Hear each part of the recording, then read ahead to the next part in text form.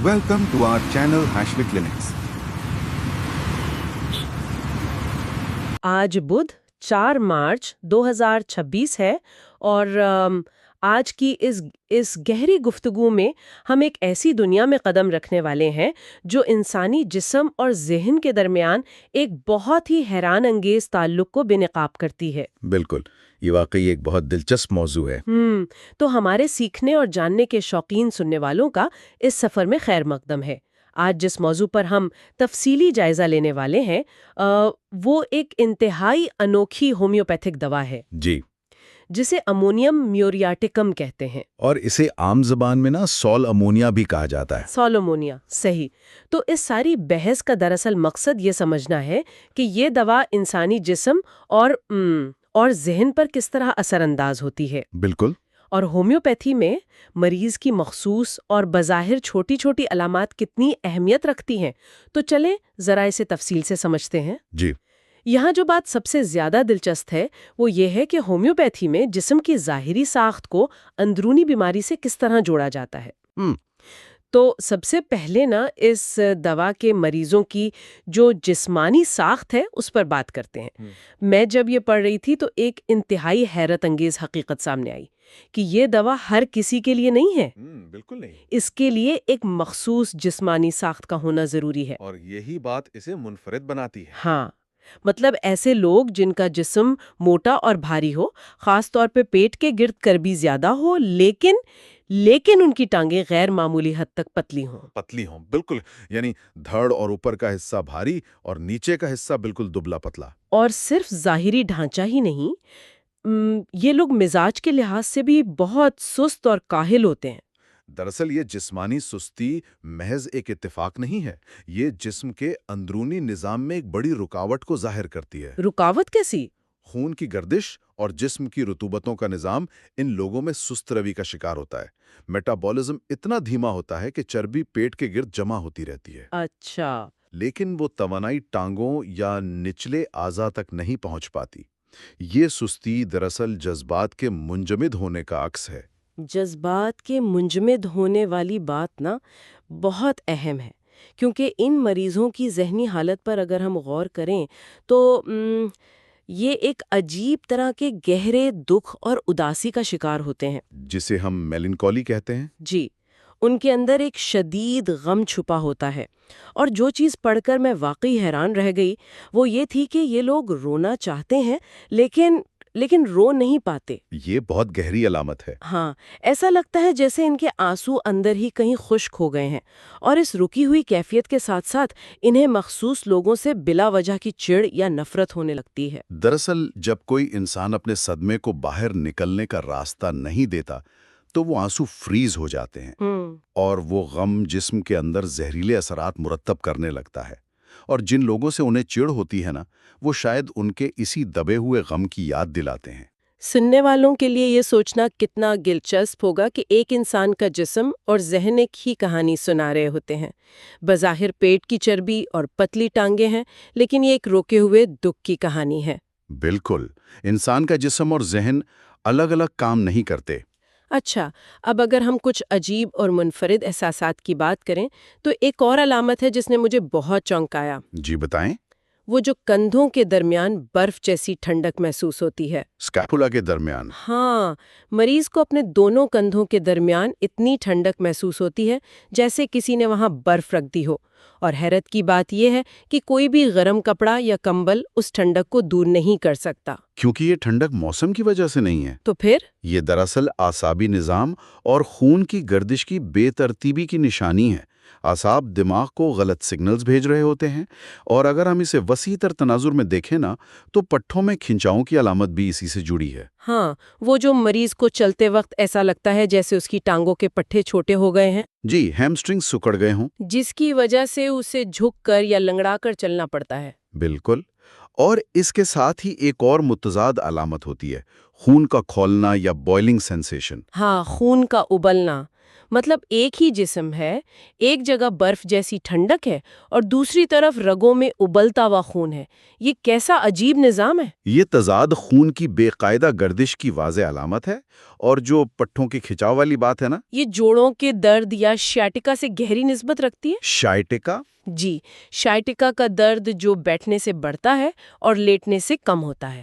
بیٹھنے سے دوران خون مزید دبتا ہے اور لیٹنے سے دباؤ ختم ہوتا ہے۔ اچھا، یہاں بات واقعی بہت دلچسپ ہو جاتی ہے، کیونکہ یہ جو ساری علامات ہیں نا، یہ بالکل ایک گھڑی کی طرح کام کرتی ہیں۔ جی، ہومیوپیتھی میں اسے وقت کی پابندی یا موڈیلٹیز کہتے ہیں۔ ہاں، مطلب جیسے جسم نے کوئی ٹائم ٹیبل بنا لیا ہو، سر اور سینے کی بیماریاں ہمیشہ صبح کے وقت شدت اختیار کرتی ہیں، بالکل۔ پھر دوپہر ہوتی ہے تو پیٹ کے مسائل عروج پر آ جاتے ہیں۔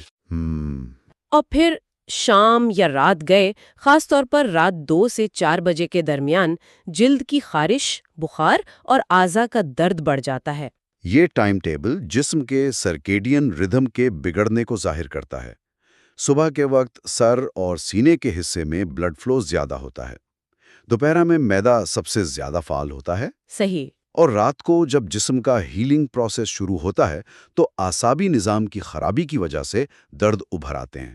تصور کریں کہ آپ کا جسم ایک کیلنڈر کے مطابق چل رہا ہو اور آپ کو پہلے سے معلوم ہو کہ دن کے کس پہر میں درد ہوگا۔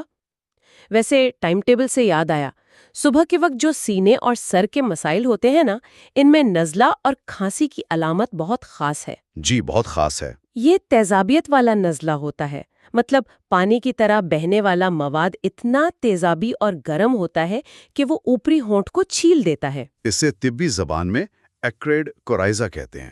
ہونٹ چھیل دینے والا نزلہ، یہ تو بہت تکلیف دہ ہوگا۔ بالکل، یہ اس بات کی نشانی ہے کہ جسم کی اندرونی رطوبتیں اپنی طبعی حالت کھو چکی ہیں، ان کا کیمیکل میک اپ بگڑ چکا ہے۔ اور پھر یہی خرابی سینے کی طرف جاتی ہے۔ سینے میں جکڑن ہوتی ہے، بلغم کی واضح خرخراہٹ یا ریٹلنگ سنائی دیتی ہے۔ اور کھانسی خشک ہوتی ہے۔ ہاں، خشک کھانسی۔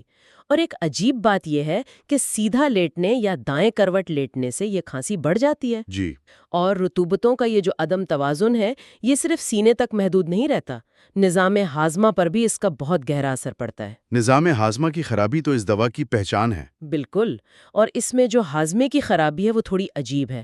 سخت قبض ہوتی ہے، پاخانہ اتنا خشک ہوتا ہے کہ اخراج کے وقت مکت کے کنارے پر آ کر بالکل ریزہ ریزہ ہو جاتا ہے، کرمبل ہو جاتا ہے۔ جی، اور اس کے بعد گھنٹوں تک شدید جلن اور چبھن رہتی ہے۔ ایسا لگتا ہے جیسے جسم کے اندرونی حصے خشک ہو کر آپس میں رگڑ کھا رہے ہوں۔ بالکل ایسا ہی ہے۔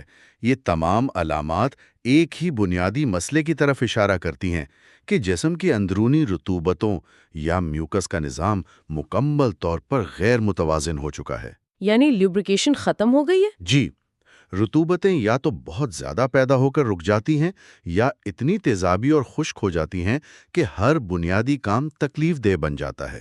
صحیح، اور یہی رطوبتوں کی خرابی خواتین کے مسائل میں بھی دیکھی جا سکتی ہے۔ ہومیوپیتھی میں علامات کتنی مختلف ہو سکتی ہیں، اس کی ایک بہت بڑی مثال ہے۔ جی، خواتین کی علامات اس میں بہت منفرد ہیں۔ عام طور پر ماہواری کے دوران خون کا بہاؤ دن کے وقت یا حرکت کے دوران زیادہ ہوتا ہے، لیکن ان مریض خواتین میں یہ بہاؤ رات کے وقت زیادہ ہوتا ہے۔ یہ مکمل طور پر الٹ بات ہے۔ اور ساتھ ہی ماہواری کے دوران پیروں میں درد، اسہال یا الٹیاں آنا اس کی خاص علامات ہیں۔ یہ دراصل ریپروڈکٹیو سسٹم، ڈائجسٹیو سسٹم اور نروس سسٹم کے ایک ساتھ ڈسٹرب ہونے کی علامت ہے۔ لیکن یہاں مجھے ایک بات الجھن میں ڈال رہی ہے۔ جی، پوچھیے۔ ہم نے پڑھا کہ پٹھے اکڑے ہوئے ہیں، لنگڑا کر چلنا پڑتا ہے، لیکن بہتری کیسے آتی ہے؟ کھلی ہوا میں جانے سے یا تیز حرکت کرنے سے مریض کو سکون ملتا ہے۔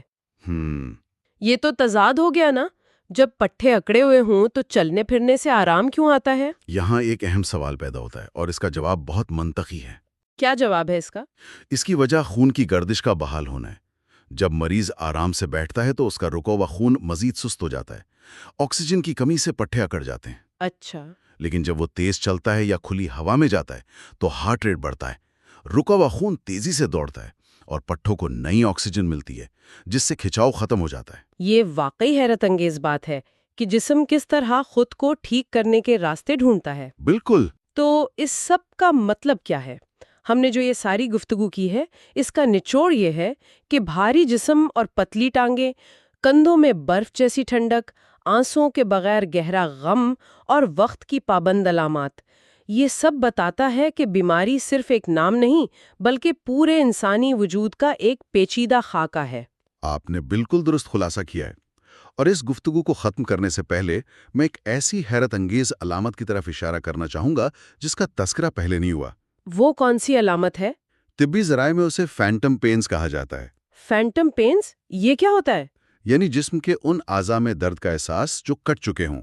او، مطلب جو اعضاء اب جسم کا حصہ ہی نہیں رہے ان میں درد ہوتا ہے؟ جی، اب سوچئے، ایک ایسا جسم جو اپنے روکے ہوئے آنسوؤں اور دبے ہوئے غم کو نہیں بھول پاتا، وہ ان اعضاء کے درد کی یاد کو کیسے سینے سے لگائے رکھتا ہے جو اب اس کے وجود کا حصہ ہی نہیں رہے؟ یہ تو رونگٹے کھڑے کر دینے والی بات ہے۔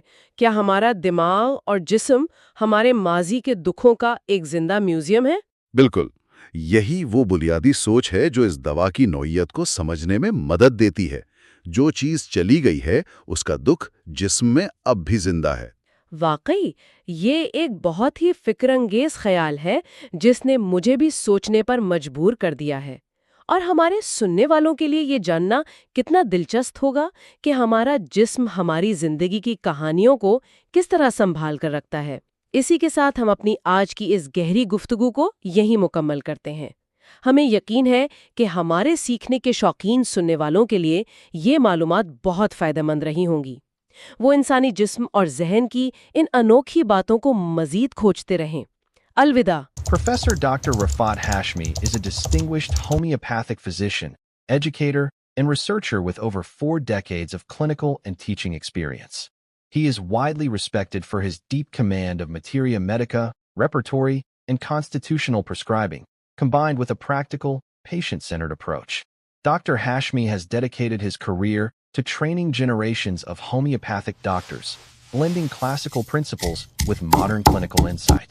He is also known for his innovative work in digital homeopathy, developing educational content, clinical tools, and AI-assisted systems to enhance remedy selection and case analysis.